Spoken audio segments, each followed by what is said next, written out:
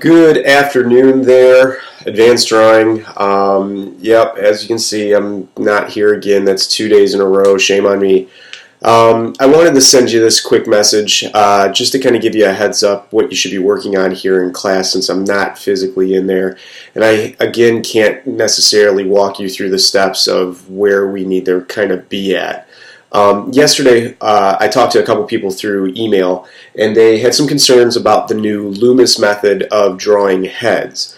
They really weren't sure whether or not they were supposed to draw the heads that were in the pose packet that got handed out. They weren't really sure if they were just tracing over the heads. There just seemed to be a little bit of confusion, and I'm going to own that one. That's my fault. Maybe I should have been a little bit clearer.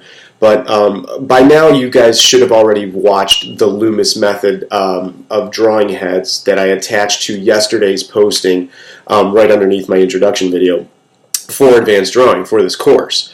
Today, really what I want you guys to go back to, or what I want you to work on in your sketchbook, is just some practice work so that you can get a little bit more comfortable with this method of kind of taking apart the structure of the skull and looking at it just broken down into some very basic geometric shapes like a sphere. If you guys watch the video, then you should be fairly familiar that the artist Stan Prokopenko and myself both kind of view the head as being sort of two parts, a part for the head, or the skull part up here, the upper portion, and then a bottom portion down here for the jaw. And really what I wanted you guys to start working on was focusing on just this mass right here, the circular, the sphere mass, which technically looks like both edges of the sphere have gotten cut off. You can imagine rolling up maybe a kneaded eraser and using an X-Acto knife to cut off the edges of the sphere so that both sides are flat. What I'd like you to work on today in class is a series of 11 drawings. Now, you might have to pause this video and you might have to look at my examples that I'm about to show you as to which 11 drawings that I'm really looking for you to draw here.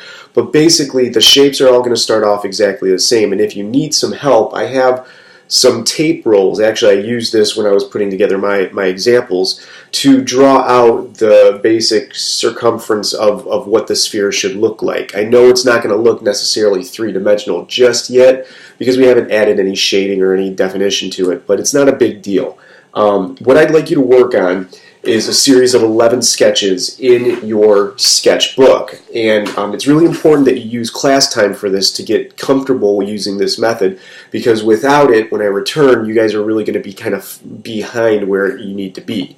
So I'm going to show you guys a few of the examples, and I hopefully maybe make a list of those marks up here for you guys to be able to see. But what I'd like you to first start off with is just a simple sketch of the face facing you and tilted to the left, or I'm sorry, turned to the left and turned to the right.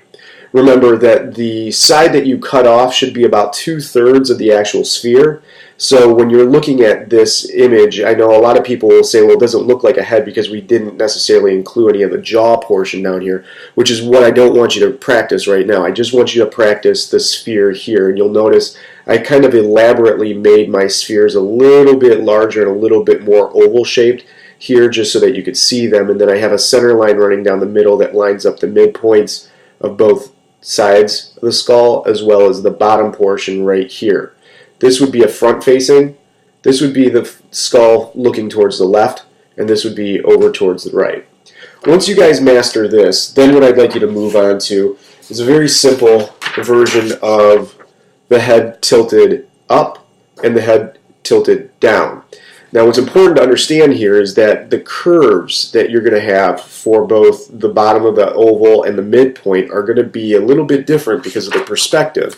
When my head tilts up, you can't really see my eyes. Therefore, the line that runs in the middle of my ears, or the middle of the ellipse or oval right here, is starting to become something that you can't necessarily see. Now, Stan Prokopenko does a really good job with some special effects on his videos, so if you're a bit confused, you might want to go back to yesterday's video post that I had in there and just kind of watch how he animates not only his head moving, but some guidelines over top of his head. Another good tip that I would recommend you guys having is your cell phone real close to you. You can utilize your cell phone as sort of like a mirror, and you can watch your head tilt up and down. I mean, as I'm shooting this video right now, I can see that the center line right here and the line that would go right between the ovals right here where my ears are at, as I tilt my head up or I tilt my head down, one of those lines ends up becoming a little bit harder to see. And I tried to map that out a little bit with you guys by showing this. Now, I'm drawing in marker, so there wasn't a lot that I could necessarily do, but these would be the next two head sketches that I'd move on to.